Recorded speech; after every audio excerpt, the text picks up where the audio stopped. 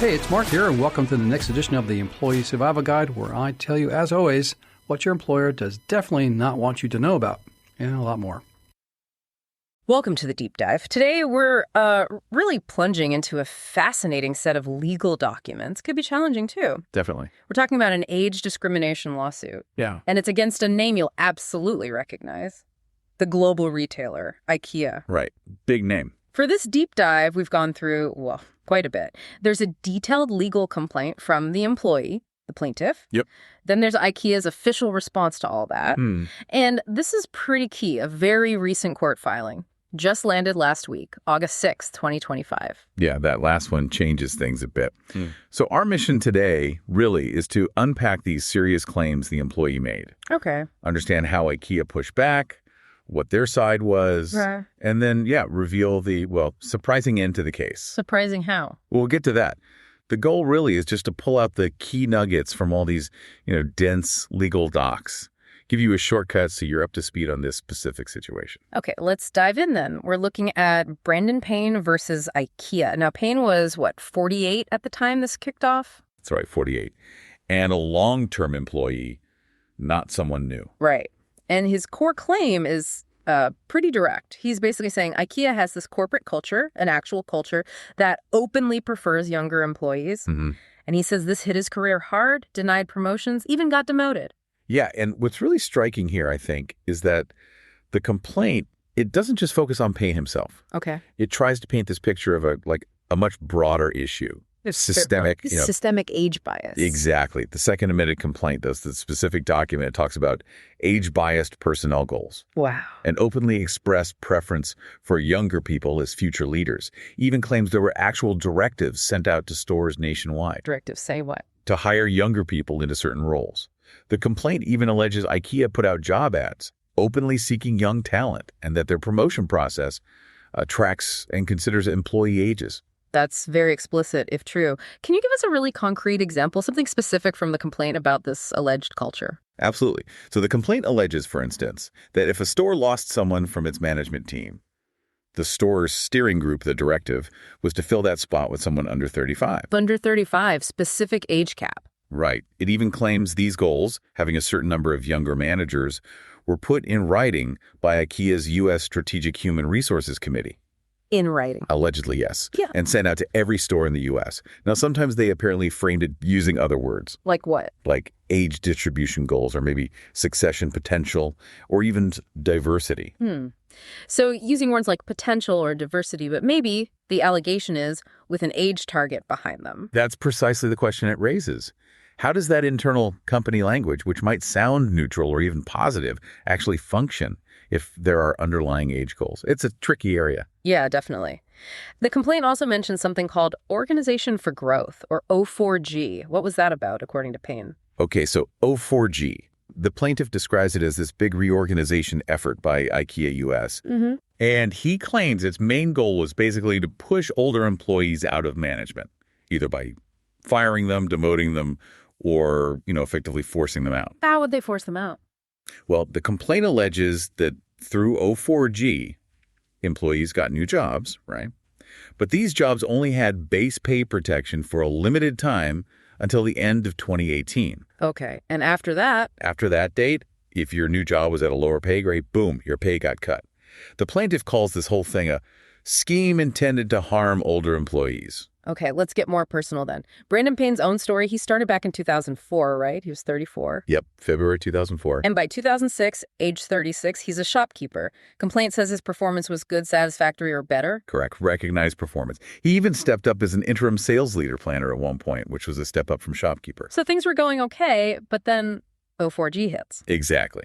Despite that positive track record, things allegedly changed. October 2017, part of this O4G thing we just discussed, his shopkeeper job gets, demoted to an active selling leader role. A demotion. And what did that mean financially for him? Big impact, according to the complaint.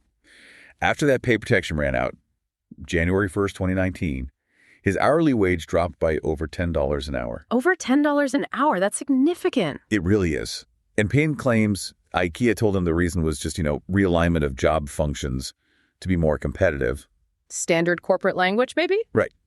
But he alleges that was just a pretext, a cover story, The real reason, he claims, was his age. But you said his performance was still good, even after the demotion. That's what makes it compelling, yeah. His 2018 performance review after the 04G change apparently still praised him, said he had so many great qualities as an IKEA leader, passionate, fiercely loyal to his team. So despite the demotion and the pay cut, he keeps trying to get promoted. He does. He keeps applying. And this is really central to his individual claim. Can you walk us through some of those applications? What happened? Sure. The complaint lists quite a few. Let's see. May 2017, he's 47. Applies for sales leader, sales planner. Rejected. The complaint alleges 4 substantially younger, less qualified employees got picked instead. Ages 26, 27, 28, 28. Oh, all in their 20s. Then December 2017 applies for the same role again. Rejected again in Feb 2018. Complaint says a 30-year-old, Audrey Bates, got it, and Paine claims he was better qualified. Okay, another younger person. June 2018 applies for active selling manager in Texas. Rejected. A 30-year-old, Jeffrey Borlick, gets it. The complaint points out Borlick had 4 years with IKEA. Paine had about 14. 14 years versus 4. That's a big difference in experience. Then August 2018, active selling manager again, this time Norfolk, Virginia. Rejected September 2018. And this one has a specific conversation attached to it. Oh, tell me about that. Paine apparently had a call with the customer experience manager, Tiffin Moore, and Moore allegedly told him that since active selling was a new role, IKEA wanted someone with new and innovative ideas, and they'd probably hire an external candidate. Implying internal, older candidates weren't bringing new ideas. That's how Paine took it. He stated he understood this to mean that IKEA considers an employee's age, and that it wanted to hire someone younger, and they did hire an external person. Interesting conversation. Any more rejections listed? Yep. December 2018, sales clan manager in Texas. Rejected Jan 2019.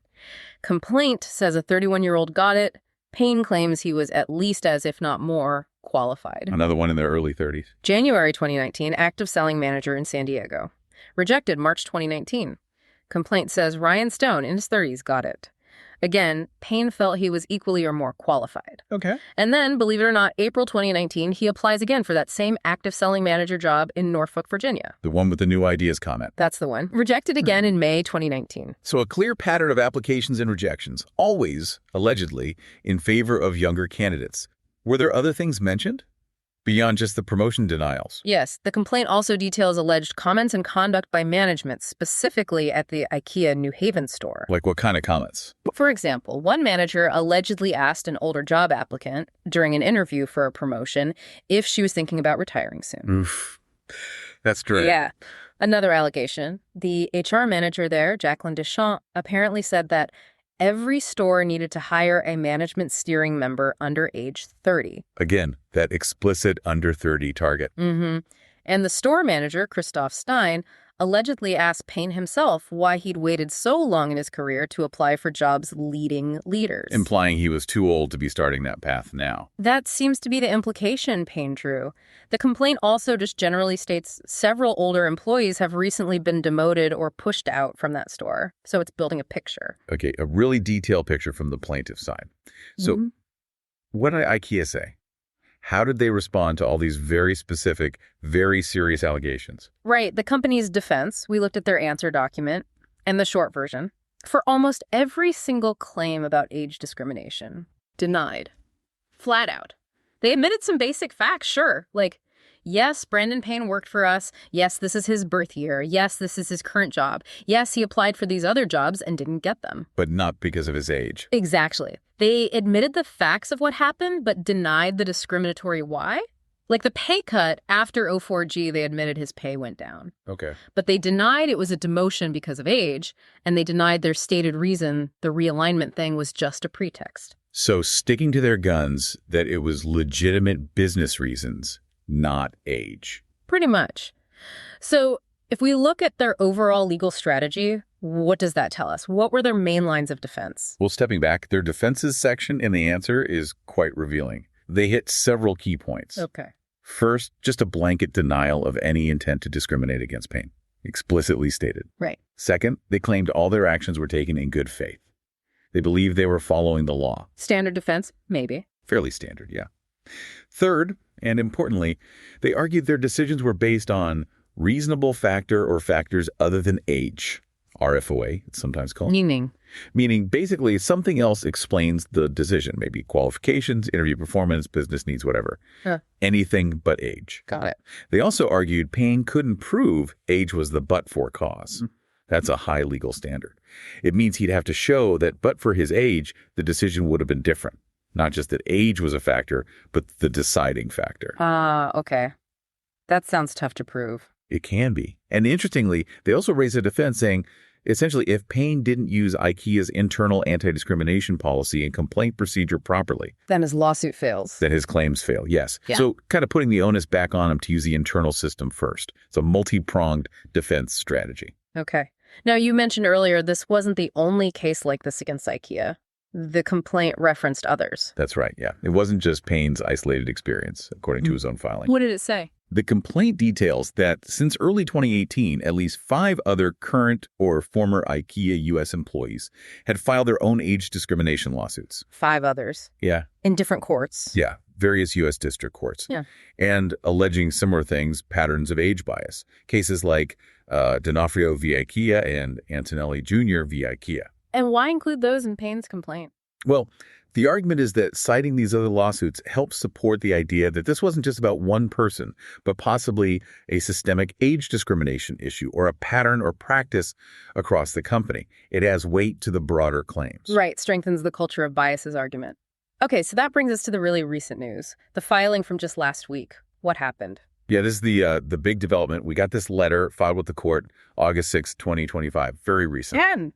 And it states pretty clearly that with Judge Ritter's assistance, the issues between the parties in the above-captioned cases have settled. Settled. Okay. But you said cases, plural. Exactly. That's the key thing here. This letter, this settlement, it wasn't just for Brandon Payne's lawsuit. It included the others, too. It included several others, including those D'Onofrio, Antonelli, and another one, Branson, that were mentioned earlier. Multiple cases, all wrapped up together. So a global settlement, almost. What did they ask the court to do? The parties jointly requested that the court enter an order dismissing each action with prejudice. With prejudice, that means. That's crucial. It means the cases are permanently closed. They cannot be brought back to court again. It's final. So no trial, no verdict. They reached an agreement outside of court covering multiple lawsuits. Precisely. A resolution through settlement, likely confidential terms, that puts an end to this whole batch of litigation. It often suggests a strategic move by the company to avoid the risks and costs of continued fighting, even if they don't admit any wrongdoing. Okay, so let's try and wrap this up. What does this all mean for you listening? We've gone deep into some really serious claims of age bias. We followed one specific employee's story, his alleged demotion, the promotion denials. We saw IKEA's pretty firm denials across the board. Consistent denials, yeah. And now, just last week, a settlement. Not just for him, but for several similar cases. Right. So if you connect all those dots, you have this pattern of claims from multiple employees. You have the company pushing back hard with denials and legal defenses. And then ultimately you get this confidential settlement covering multiple suits. So what's the takeaway from that? Well, it really brings up a critical question for any large organization, doesn't it?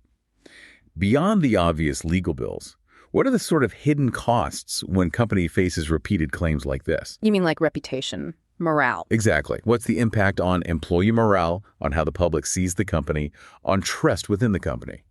Even if they settle without admitting fault, these things can linger. It really highlights that tightrope walk companies have to manage. Between what? Between making organizational changes, developing talent, staying competitive, but doing it all in a way that's fair and legally compliant, especially around sensitive issues like age. Yeah, a lot to think about there. Definitely a powerful look inside how these big legal fights can play out. This deep dive certainly paints a clearer picture of those dynamics. If you like the Employee Survival Guide, I'd really encourage you to leave a review. We try really hard to produce information to you that's informative, that's timely, that you can actually use and solve problems on your own and at your employment. So if you like to leave a review anywhere you listen to our podcast, please do so. And leave 5 stars, because anything less than 5 is really not as good, right? I'll keep it up. I'll keep the standards up. I'll keep the information flowing at you. If you'd like to send me an email and ask me a question, I'll actually review it and post it on there. You can send it to mcarui@capclaw.com. That's capclaw.com.